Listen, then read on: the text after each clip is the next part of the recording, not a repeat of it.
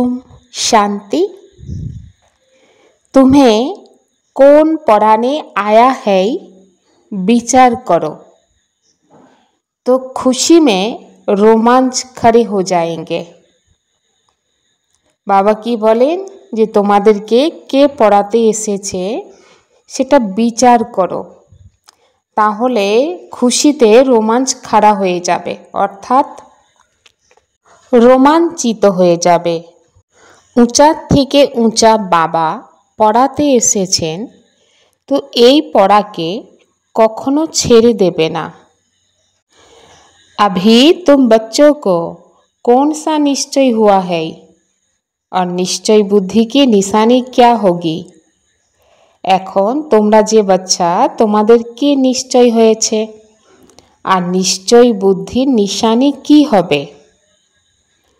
তো তোমাদের নিশ্চয় হয়েছে না, আমরা এখন এমন পড়াই পড়ছি যে পড়া দিয়ে ডবল সিরতাজ, রাজারও রাজা হতে চলেছি। ডবল সিরতাজ অর্থাৎ ডবল মাথার মুকুট, রাজারও রাজা অর্থাৎ দাপর কলিযুগে যে রাজা থাকবে তাদেরও যে রাজা হবে, যাদেরকে লক্ষ্মী নারায়ণ বলা হয়, তো সেই রকম রাজা হতে চলেছি। স্বয়ং ভগবান এসে আমাদেরকে পড়াচ্ছে, বিশ্বের মালিক বানাচ্ছে, এটা কম কথা নয়। আর এখন আমরা সেই স্বয়ং পরমাত্মার বাচ্চা হয়েছি। ফিরে এই ঈশ্বরীয় পড়াতে লেগে যেতে হবে। যেমন ছোট বাচ্চা নিজের মা বাবাকে ছাড়া অন্য কারোর কাছে যেতেই চায় না, ঠিক এই রকম যখন পরমাত্মা বাবাকে আমরা পেয়ে গিয়েছি, তাহলে আর কোনো ব্যক্তি, বস্তু বা কোনো সম্পর্কের প্রতি যেন পছন্দ না আসে, অর্থাৎ এক परमात्मारी शरणे থাকো। कौन आया है और कौन पढ़ाता है, ये समझ की बात है। কে এসেছে এবং এই পড়া কে পড়াচ্ছে, এটা হচ্ছে বোঝার বিষয়। তো যে আত্মা অনেক বুদ্ধিমান অর্থাৎ অকলমন্দ হবে, তো সে এটাকে বুঝতে পারবে, এবং যে বাচ্চা কম বুদ্ধি, তো সেই বাচ্চাই জিনিসটাকে সহজে বুঝতেই পারবে না যে কে পড়াতে এসেছে। সামনে যে দেহধারী নিমিত্ত থাকবে, তো যে বাচ্চার বুদ্ধি কম, তো সে তো ভাববে এই ব্যক্তি পড়াচ্ছে, তো সে ব্যক্তিকে দেখবে। কিন্তু যে বাচ্চার বুদ্ধি তীখা বা প্রখর, সেই বাচ্চা তো বুঝতেই পারবে যে হ্যাঁ আসলে কে পড়াতে এসেছে। দুনিয়াতে দেখা যায় যে ব্যক্তি অনেক পড়াশোনা করে, তো তার তো অনেক মান সম্মান হতে থাকে, বা যে সাধু সন্ন্যাসী অনেক শাস্ত্র আদি পড়ে, তো সেই ব্যক্তিরও অনেক মান প্রাপ্ত হয়। তো কম পড়াশোনা করে তো কম মান প্রাপ্ত হয়। মহাত্মাও এসে বলছেন, এই ঈশ্বরীয় পড়াকে যে বাচ্চা যত বেশি পড়বে, এখানে পড়া বলতে শুধু মুখে না, অর্থাৎ পড়াশোনা করেছে যে ব্যক্তি, তার ব্যবহার, চলন, বলন, আচার আচরণে সেটা প্রকাশ পায়।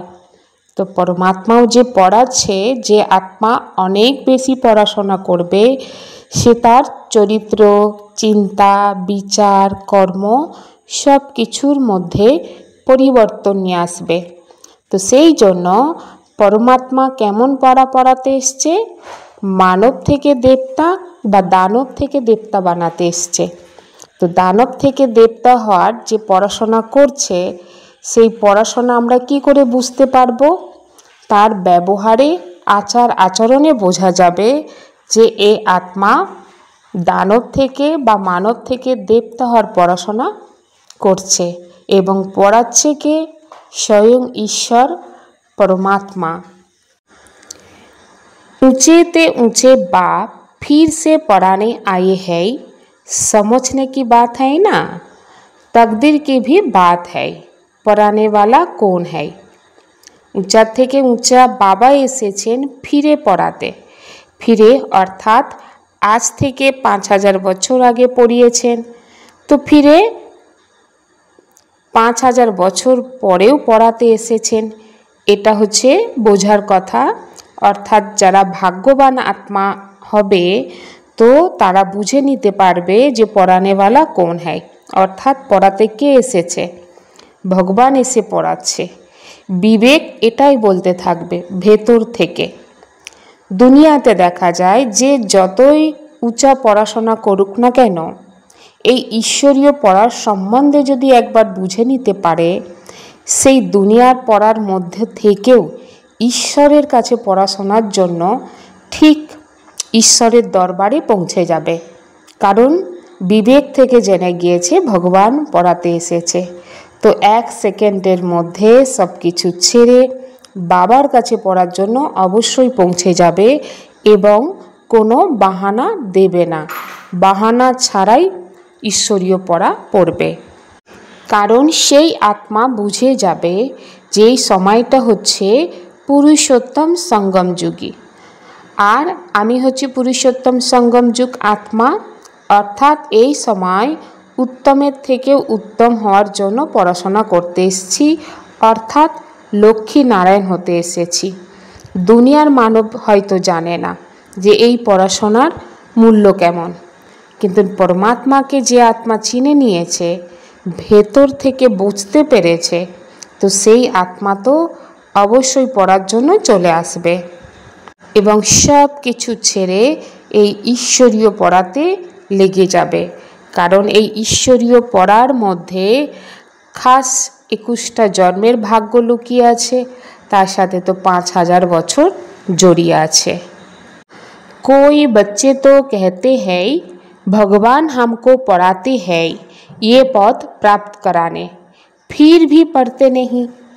কোনো কোনো বাচ্চা তো এটাই বলে ভগবান আমাকে পড়াচ্ছে এই পদ অর্থাৎ লক্ষ্মী নারায়ণের পদকে প্রাপ্ত করার জন্য, ফিরে পড়াশোনা করে না। তো বাবা তখন বুঝতে পারে যে এ বাচ্চা সিয়ানা নয়, অর্থাৎ পরমাত্মার কাছ থেকে সব কিছু ভালো করে নেব, তার জন্য সিয়ানা বুদ্ধি হতে হবে, অর্থাৎ তীখা বুদ্ধি হতে হবে। তো যে আত্মা তীখা বুদ্ধি হবে, তো সেই আত্মা এই ঈশ্বরীয় পড়ার প্রতি পুরোপুরি ধ্যান দেবে। সে কখনোই বলতে পারে না যে আমি বাবাকে ভুলে যাই। কিন্তু কোনো কোনো বাচ্চা কি বলে যে বাবা আমি তো ভুলে যাই। তো বাবা কি বলেন, আমি টিচার হয়ে তোমাকে পড়াতে এসেছি আর তুমি আমাকে ভুলে যাচ্ছ, অর্থাৎ মায়ার তুফান এসেছে তোমার মধ্যে। যদি মায়ার তুফান না আসে তাহলে তো তুমি আমাকে ভুলতে পারো না। তো বিবেক কি বলে, ভগবান পড়াচ্ছে, তো সেই পড়াতে একদম লেগে যেতে হবে।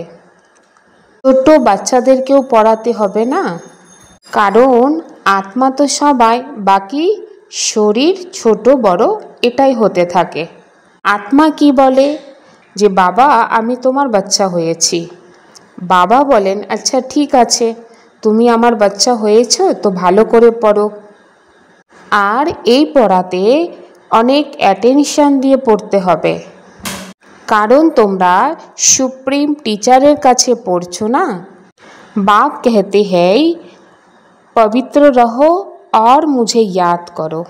বাবা কি বলেন, পবিত্র থাকো আর আমাকে স্মরণ করো, এবং তার সাথে আমাদের দৈবিক গুণও ধারণ করতে হবে। যেমন ছোট বাচ্চাকে মা বাবা ছাড়া যদি কেউ উঠাতে চায়, অর্থাৎ কোলে নিতে চায়, তো বাচ্চা তাদের কাছে যেতে চায় না। ঠিক সেই রকম বেহদের বাবা হচ্ছে আমাদের মাতা পিতা, আর এই বেহদের বাবা ছাড়া যেন আমাদের কোনো কিছুই পছন্দের মধ্যে না আসে। পছন্দের মধ্যে আসা মানে বেহদের বাবাকেই বুদ্ধিতে রাখতে হবে। বাবা ছাড়া যদি আমাদের অন্য কিছু পছন্দ এসে যায়, তো তখন কি হয়, অন্যদিকে বুদ্ধি বারবার যেতে থাকে, যাতে আত্মিক শক্তি বা ক্ষমতা নষ্ট হয়, সময় নষ্ট হয়। তো তো সব কিছু নষ্টের দিকে যায়। তো সেই জন্য বাবা ছাড়া যেন কোনো কিছুই মন বুদ্ধির মধ্যে পছন্দ না হয়। बाप कहते हैं बच्चे मनमना भव और मुद्दाजी भव। तो बाबा बोलছেন বাচ্চা মনমনা ভব হও আর মুদ্দাজি ভব। মনমনা ভব যেটা গীতার মধ্যেও বলা হয়েছে, মনমনা ভব আর মুদ্দাজি ভব। মনমনা ভব অর্থাৎ হে আত্মা, তোমার মন আর বুদ্ধি আমার মনের সাথে লাগাও। আর মুদ্দাজি ভব অর্থাৎ যখন তোমার মন বুদ্ধি আমার সাথে লাগাবে আর মধ্যাজীব ভব হয়ে যাবে, অর্থাৎ বিষ্ণুর কোলে চলে যাবে। মধ্যাজীব অর্থাৎ ব্রহ্মা বিষ্ণু শঙ্কর, আর শঙ্কর বিষ্ণু ব্রহ্মা। তো সর্বদাই মাঝখানে বিষ্ণু থাকছে, অর্থাৎ আমরা সেই বিষ্ণুর কোলে যাব বা বিষ্ণু হব, তারই পুরুষার্থ করছি। তো এটা তখনই সফল হবে যখন আমরা আমাদের মন বুদ্ধি পরমাত্মার সাথে জুড়ে রাখব। এর জন্য আমাদের নিশ্চয় থাকতে হবে, এক বাবার প্রতি নিশ্চয়, নিজের প্রতি নিশ্চয়। নিজের প্রতি যখন নিশ্চয় থাকবে তবেই বিশ্বের মালিক হতে পারবে। কারণ এই সময় 5000 বছরের হিস্ট্রি রিপিট হতে চলেছে, আর বাবা বাচ্চাদেরকে বলছেন তোমাদেরই রাজত্ব স্থাপন হচ্ছে। তো তার জন্য প্রথমত তোমাদের শান্তিধাম ঘরে যেতে হবে, তারপর ঘর থেকে তোমরা বিষ্ণুর কুলে চলে আসবে। আসলে হচ্ছে তোমরা আত্মা আমার সাথে আমার ঘরেই পরমধামেই ছিলে, কিন্তু এই পরম ধাম থেকে নিচে আসার পরে দেবী দেবতা হিসাবে অভিনয় করতে করতে যখন দাপর কলিযুগে চলে আসো, তো আমাকে ভুলে যাওয়ার কারণে তোমরা অনাথ হয়ে যাও। আর অনাথ হয়ে যাওয়ার কারণে তোমরা নিজেদের মধ্যে লড়াই ঝগড়া মারপিট এগুলো শুরু করে দাও। তোমাদের জীবন দুঃখময় জীবনের পরিণত হয়ে যায়। तुम सारे सृष्टि चक्र को जानते हो, तो खुशी में गदगद होना चाहिए ना। এখন তোমরা সারা সৃষ্টির চক্রকে জানছো, তো খুশি হওয়ার দরকার। কেন?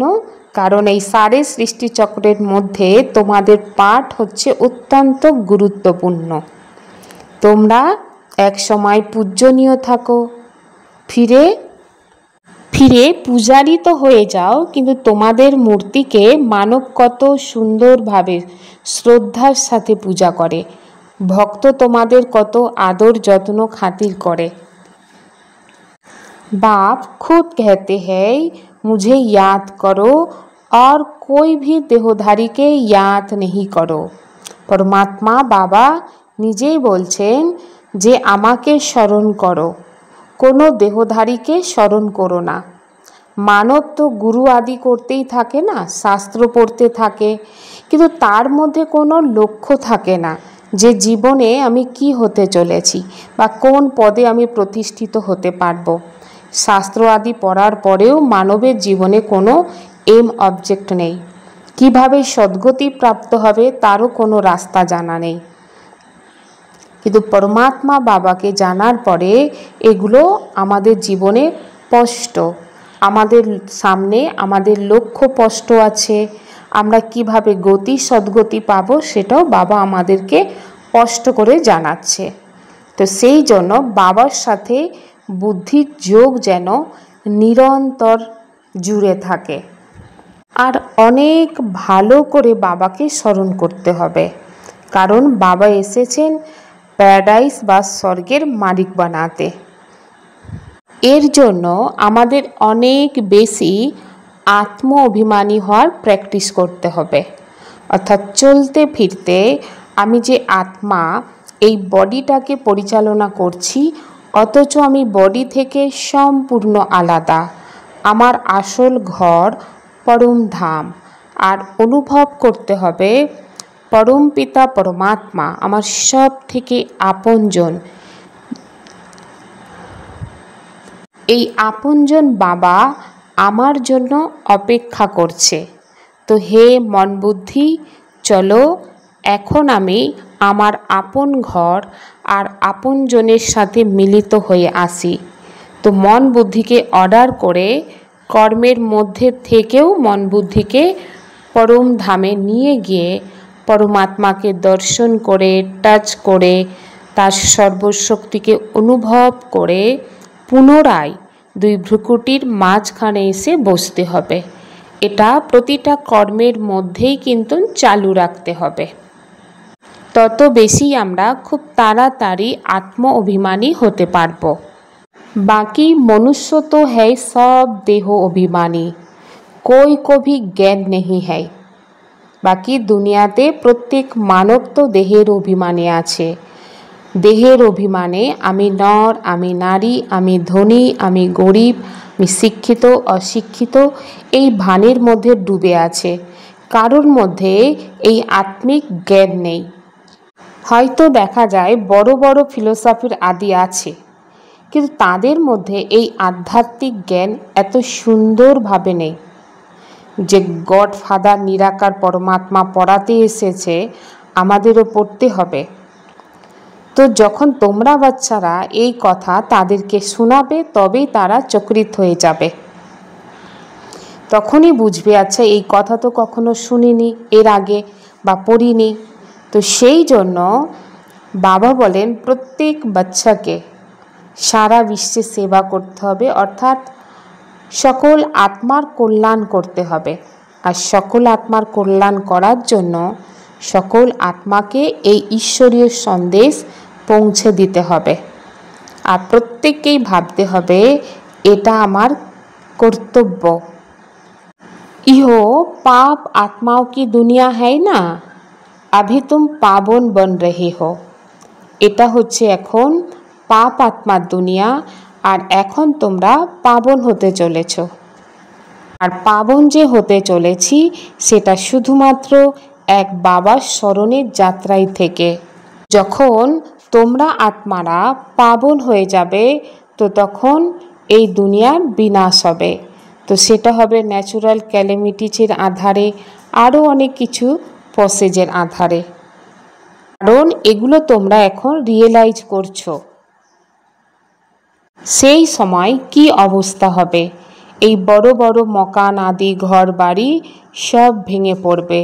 তোমরা জানো যে বম্বস আদি সব ফাটবে, আর এগুলো সব কিছু তৈরি হয়ে আছে। এই সবের আগে তোমাদের যোগ বলে নিজেকে পাবন, পবিত্র এবং পুণ্য জমা করে নিতে হবে। তার জন্য বাবার স্মরণের যাত্রায় থাকতে হবে, সাইলেন্সের শক্তি জমা করতে হবে। এই সাইলেন্সের শক্তি দিয়ে সারা বিশ্বের ওপর তোমরা জিত প্রাপ্ত করবে, অর্থাৎ শতপ্রধান হবে। কারণ বিনাশের জন্য মানব যেসব জিনিস তৈরি করেছে, তো এই জিনিসগুলোকে কেউ ঘর সাজানোর জন্য গুছিয়ে রাখবে না, এগুলো অটোমেটিক্যাল কাজ করবে। यो बाबा भी धांधे में जैसे नवाब था, कोई बात की परवाह नहीं रहती थी। जब देखा ये तो बाप पढ़ाते हैं, बिना सामने खड़ा है, तो फौट से छोड़ दिया। যে ব্রহ্মা বাবা ধান্দা ধরিতে একদম নবাবের মতন ছিল, কোনো কথার পরবাহ ছিল না। যখন দেখেছে পরমাত্মা বাবা পড়াচ্ছেন এবং বিনা সামনে দাঁড়িয়ে আছে, তো ফট করে সব কিছু ছেড়ে দিয়েছে। কারণ বাবার তখন অনুভব হয়েছে যে ধান্দা আমি করছি এ ধান্দা হচ্ছে করির, কিন্তু পরমাত্মা পিতা এসে আমাকে যে ধান্দা দেখাচ্ছেন এটা তো হিরে তুল্য। তো সেই জন্য হীরের বিজনেসকে করি অনুভব করে ছেড়েছে এবং পরমাত্মার পড়ার মধ্যে জীবনকে হীরের মতন দেখেছে। তো বাবা ফট করে সব কিছু ছেড়ে দিয়ে ঈশ্বরীয় সেবাতে জীবনকে অর্পণ করে দিয়েছিলেন। তো ঈশ্বরীয় পড়ার মধ্যে জন্ম জন্মান্তরের কামাই লুকিয়ে আছে। তো এই কামাইকে সঞ্চয় করতে হবে। আর যদি বাচ্চারা বলেন যে আমরা ভুলে যাই, তো বাবা বলেন তোমাদের লজ্জা আসে না? যে পরমাত্মা তোমাদেরকে এত কিছু দিতে এসেছে, তারপরেও তোমরা সেই পরমাত্মা বাবাকে ভুলে যাও। এখন তোমরা গ্রামে গ্রামে গিয়ে সার্ভিস করবে, অর্থাৎ সকল আত্মার মধ্যে জাগৃতি নিয়ে আসবে, যাতে সেই আত্মারা কোনো সময় যেন বলতে না পারে যে পরমাত্মা এসেছিল, আমরা জানতে পারিনি। তো এই সেবা করার দায়িত্ব প্রত্যেক বাচ্চার। स्वयं भगवान सुप्रीम टीचर बनकर पढ़ा रहे हैं, इसलिए अच्छी रीति पढ़ना है और उनकी मत पर चलना है। स्वयं भगवान সুপ্রিম টিচার হয়ে আমাদেরকে পড়াচ্ছে, সেই জন্য এই পড়া অনেক ভালো করে পড়তে হবে এবং তারই মতে চলতে হবে। বাবার সাথে এমনভাবে যোগ রাখতে হবে যাতে সাইলেন্সের শক্তি আমাদের মধ্যে জমা হয়, আর সাইলেন্সের শক্তি দিয়ে বিশ্বের ওপর তোমরা জিত প্রাপ্ত করবে আর পতিত থেকে পাবন হতে পারবে। समय और संकल्प को सेवा में अर्पण करने वाले विधाता वरदाता भाव। समय और संकल्पকে সেবাতে অর্পণ করবে, তার জন্য বিধাতা আর বরদাতা হও। এখন নিজের উন্নতির জন্য যে ছোট ছোট কথা, তার পিছনে পড়ে থাকলে চলবে না, বা শরীরের যে ছোটোখাটো রোগ ভোগ, তার পিছনেও মন বুদ্ধি লাগিয়ে রাখলে চলবে না। যে মনের মধ্যে যে খিটখিটে মেজাজ, তার পিছনে থাকলেও চলবে না। বা কোনো সাধনের ইচ্ছা আছে মনের ভেতরে, তো সেই সাধনের পিছনেও চলবে না। সম্বন্ধ, তাই না, এই সম্বন্ধের প্রতি এর প্রতি এটা করতে হবে, ওর জন্য ওটা করতে হবে, তার জন্য সেটা করতে হবে, তা না হলে সে রাগ করবে, সে বিরক্ত হবে, সে খিটখিটে হবে। তো এইভাবে কোনো সম্বন্ধের পিছনে মন বুদ্ধি লাগিয়ে রাখলে চলবে না। এইসব কারণে তোমার সংকল্প আর সময় যে লাগাচ্ছ, তার পরিবর্তে এই সংকল্প আর সময়কে সেবার প্রতি অর্পণ করো আর সমর্পণ সমারোহ মানাও, অর্থাৎ শ্বাসোশ্বাস ঈশ্বরীয় সেবার লগনে মগন থাকো, সেবাতেই মগন থাকো, সেবা করতে থাকো। তো সেবার মধ্যে যদি তোমার মন বুদ্ধি আর সময় লাগে, তো তখন দেখা যাবে তোমার নিজেরও উন্নতির সেটা গিফট প্রাপ্ত হবে, এবং বিশ্বের যে কল্যাণ হবে, সেই কল্যাণের মধ্যে তোমার নিজেরও কল্যাণ থাকবে, তোমার আত্মীয় স্বজন পরিবার সবাইরই কল্যাণ হতে থাকবে। তো সেই জন্য একজন একজন করে ভাবার পরিবর্তে সারা বিশ্বের সকল আত্মার প্রতি তোমার সংকল্প আর সময়কে লাগাও, তাতে তোমার উন্নতি এবং তোমার আপনজনেরও উন্নতি হবে। তার জন্য পরমাত্মা এটাই বলেন, নিরন্তর সেবাধারী হও, মহাদানী হও, বরদানী হও, বিধাতা হও। অর্থাৎ বরদাতা হয়ে শুভকামনার দান রাখো, মহাদানী হয়ে পরমাত্মার মহাবাক্য অন্য আত্মাকে দাও, বিধাতা হয়ে অর্থাৎ শ্রেষ্ঠ কর্মের রাস্তা বলে দাও। তো এটা নিরন্তর করো, তো তাহলে বরদাनी হয়ে যাবে। अपनी इच्छाओं को कम कर दो तो समस्याएं कम हो जाएगी। अपनी इच्छाओं को कम कर दो तो समस्याएं कम हो जाएगी। मानव जीवনের সমস্যা ততই বেশি আসতে থাকে যত বেশি মানব ইচ্ছার মধ্যে প্রবেশ করে এবং সেই ইচ্ছাগুলো বিনাশী ইচ্ছা হয়। ধরুন আজ মনে হচ্ছে এটা চাই, এটা সুন্দর দেখতে, এটা বাড়িতে নিয়ে আসতে হবে। তো এই রকমের যে ইচ্ছাগুলো থাকে, তো এই ইচ্ছার পিছনে যত দৌড়াতে থাকে তত বেশি সমস্যা চলে আসে। তো সেই জন্য বলা হয় ইচ্ছাকে কম করে দিলে সমস্যা কম হয়ে যাবে। আর যদি তুমি ইচ্ছা না রাখো তো তাহলে তো কোনো সমস্যাই আসবে না। আর যদি ইচ্ছা রাখো সেটা পরমাত্মার শ্রীমত অনুসারে শ্রেষ্ঠ ইচ্ছা রাখো, বিশ্ব কল্যাণ করার ইচ্ছা রাখো, সব পরিবর্তন করার ইচ্ছা রাখো, সবাইয়ের মঙ্গল করার ইচ্ছা রাখো, তাহলে এই ইচ্ছা তোমাকে অনেক সুন্দর জায়গায় পৌঁছে দেবে। বাকি যেসব ব্যর্থ ইচ্ছা রাখবে সেই ব্যর্থ ইচ্ছা তোমাকে কখনো আচ্ছা হতে দেবে না। ওম শান্তি।